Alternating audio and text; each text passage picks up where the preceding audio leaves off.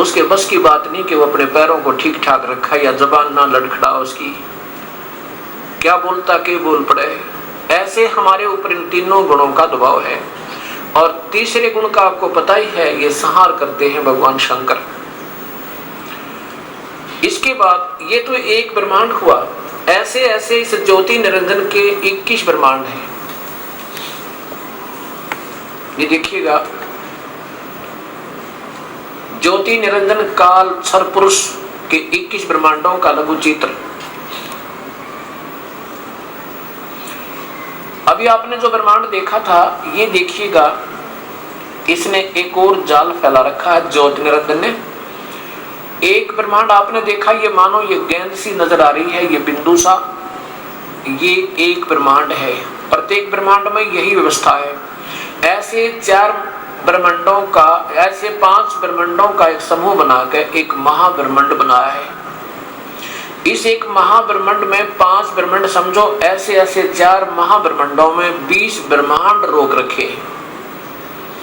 ये 4 ब्रह्मांड महाब्रह्मांड हुए और एक महाब्रह्मांड तुल स्थान लेकर, और इसको भी एक ब्रह्मांड ही कहा है।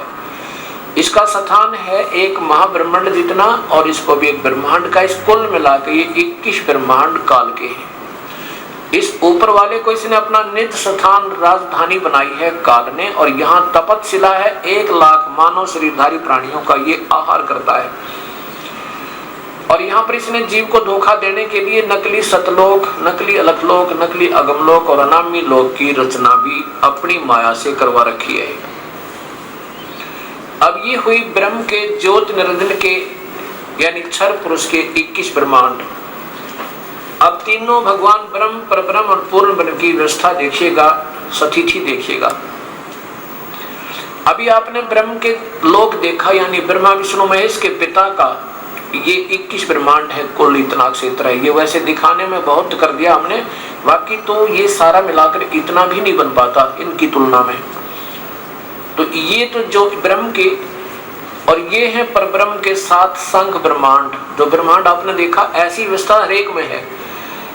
और ये 7 संघ ब्रह्मांड है इस परब्रह्म के अक्षर पुरुष के। ये क्षर पुरुष के 21 ब्रह्मांड और ये 7 संघ ब्रह्मांड है परब्रह्म के यानी अक्षर पुरुष के। ये क्षर पुरुष माने नाशवान प्रभु, ये काल और इसके पुजारी है, सारे नाशवान बताए। और ये अक्षर माने अविनाशी। परब्रह्म को अविनाशी कहा, क्यों कहा? ये जैसे ये तो एक चीनी का कप हो, चाय पीने का मिट्टी का जिसको कहते हैं, ये परब्रह्म ना ब्रह्म और ब्रह्म के जितने भी पुजारी देव हैं, महादेव हैं, ये स्वयं भी, ये तो इतना नाशवान है इनकी तुलना में, इस परम पिता की तुलना में। ये तो इतना नाशवान है, बेशक से इनकी ज्यादा लंबी आयु हमें नजर आती है, लेकिन इस परमेश्वर की सतिथि में ये तो ऐसा है जैसे ये सोना हो। सोने का कभी अस्तित्व समाप्त नहीं होता, ना जंग लगता, ना मिट्टी बनती। और ये अविनाशी क्यों कहा? जब ये अविनाशी है तो परब्रह्म को अविनाशी क्यों कहा जब पूर्ण ब्रह्म ही अविनाशी है? ये समझने के लिए समझो कि ये भी एक स्थायी स्थल है। जैसे ये कप तो हो चीनी का, यानी इनकी स्थिति तो मिट्टी वाली, और इनके लोहे के शरीर हो, स्टील के। इस भगवान के भी और इनके पुजारी देवों के भी ऐसे हो जाते, इतना स्थायी हो जाता है इसकी तुलना में। अब जैसे स्टील के कप को हम स्थायी धातु में ले लेते हैं कि ये टूटता नहीं, विनाश नहीं होता इसका, लेकिन फिर भी विनाश होता है, क्योंकि लोहे को, स्टील को जंग लगेगा और उसका फिर मिट्टी बन जाएगा। समय बेशक ही सैकड़ों वर्ष लग सकते, लेकिन विनाश में आएगा।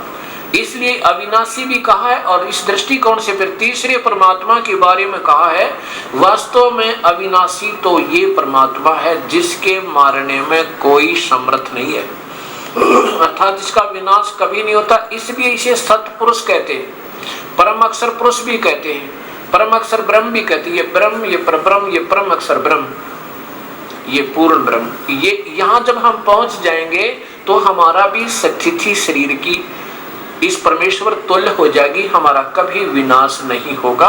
तो यहाँ लिखा है कि उसमें गए हुए उस परम पद परमेश्वर की खोज करनी चाहिए, जिसमें गए हुए फिर लौटकर संसार में नहीं आते।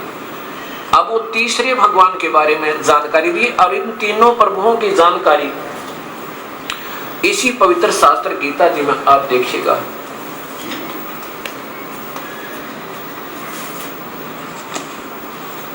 यदि हमें गीता जी समझ में आ जावे तो कोई भी भ्रमणा नहीं रहती, क्योंकि हमें अभी तक पवित्र शास्त्र गीता जी के बारे में जो ये हमें बताना चाह रही थी वो संत नहीं बता पाए, क्योंकि उन संतों को ये तत्व ज्ञान नहीं था। आप देखिए ये पवित्र गीता जी अध्याय नंबर 15 के 16 और 17 आपको दिखाते हैं। अध्याय नंबर 15 का और ये 16 है। मंत्र नंबर 16 है, द्वौ इमौ पुरुषौ लोके चर्चे अक्षरे। इस ये दोनों जो परब्रह्म और ब्रह्म के जो स्थल है ये सारा पृथ्वी लोक कहलाता है। इस पृथ्वी लोक में ये दो भगवान हैं, सरपुरुष और अक्षर पुरुष। और इसी और इसी प्रकार इनके दोनों ही के लोकों में जीवात्मा, सभी प्राणियों के शरीर तो नाशवान है क्षर, और अक्षर है ये जीवात्मा, यानी इनको अविनाशी कहते हैं। जीवात्मा तो अविनाशी है ही, और स्थूल शरीर इन दोनों भगवानों के भी और इन मरने वाले प्राणियों के भी नाशवान है। आगे देखना, यही 16वें मंत्र का 15वें अध्याय के 16वें मंत्र श्लोक का अनुवाद महापुरुषों द्वारा किया हुआ। इस संसार में नाशवान और विनाशी भी ये दो प्रकार के पुरुष है। यह लिखना था दो प्रकार के भगवान हैं, दो भगवान हैं। एवं इसी प्रकार संपूर्ण प्राणियों के शरीर तो नाशवान इन दोनों भगवानों के लोक में, और जीवात्मा अविनाशी कहते। फिर 37 में बताया कि इन दोनों भगवानों से अविनाशी तो कोई और है, इन दोनों से भी न्यारा है। देखिए अध्याय नंबर 17 का, उत्तम पुरुष है पुरुषोत्तम, जिसको वास्तव में पुरुषोत्तम कह सकते हैं, वो परमात्मा तो इन दोनों से भी न्यारा है, कोई और है। और वही तीनों लोकों में प्रवेश करके सबका धारण पोषण करता है, अविनाशी परमेश्वर परमात्मा इस प्रकार कहा गया है। कितना स्पष्ट ज्ञान पवित्र शास्त्र में देखिए। अब इसमें क्या बताया है कि ये वो परमात्मा है जो तीनों लोकों में प्रवेश करके सबका धारण पोषण करता है। यही परमेश्वर है जो तीनों लोकों में प्रवेश करके सबका धारण पोषण करता है, अर्थात जड़ रूपी परमात्मा मूल भगवान। अब इसका आशय समझिए। अब ये दोनों इकट्ठे हो गए, जहां से प्रारंभ हुई थी गीता जी का ये 15वें अध्याय का प्रारंभ हुआ था इसी से, और अंत इसी से हो रहा है, क्योंकि इसमें 20 श्लोक हैं। अब ये 17वां मंत्र चल रहा है। अब क्या बताया है कि वास्तव में परमात्मा इन दोनों से न्यारा है, जिसको अविनाशी कह सकते हैं, और वही तीनों लोकों में प्रवेश करके सबका धारण पोषण करता है। क्योंकि जड़ से खुराक चलती है, तना में आती है, तना से डार में आती है, डार से टहनी ब्रह्मा विष्णु महेश में आती है, और फिर हम पात रूप संसार हमें आगे तब मिलती है। अब क्या बताया है कि वास्तव में अविनाशी तो वो इन दोनों से भी न्यारा है। ये देखिएगा, अब इस संसार ये यहाँ से लेकर 7 सांख्य ब्रह्मांड ये और 21 काल के ये पृथ्वी वाला लोक है, ये पृथ्वी लोक है, और ये है अजरो अमर, यानी ये आकाश तत्व से यानी शब्द से रचा हुआ है। ये शब्द स्वरूप है, ये कभी विनाश नहीं होता।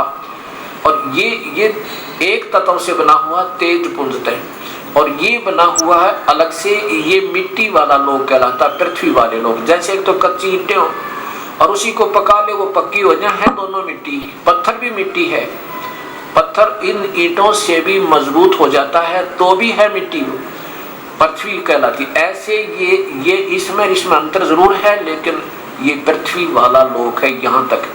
और इस पृथ्वी लोक में 7 संख ब्रह्मांड इसके हैं, 21 इसके ब्रह्म के और 7 संख पर ब्रह्म के। इसमें 2 भगवान हैं, क्षर पुरुष ये ब्रह्म, अक्षर पुरुष ये पर ब्रह्म। और इनसे दोनों से वास्तव में अक्षर यानी अविनाशी परमात्मा तो कोई और है, वो तीसरे नंबर का है, और वही तीनों लोकों में प्रवेश करके अब यहाँ इस गीता जी के 15वें अध्याय के 16 और 17 मंत्र ने स्पष्ट कर दिया कि वही तीनों लोकों में प्रवेश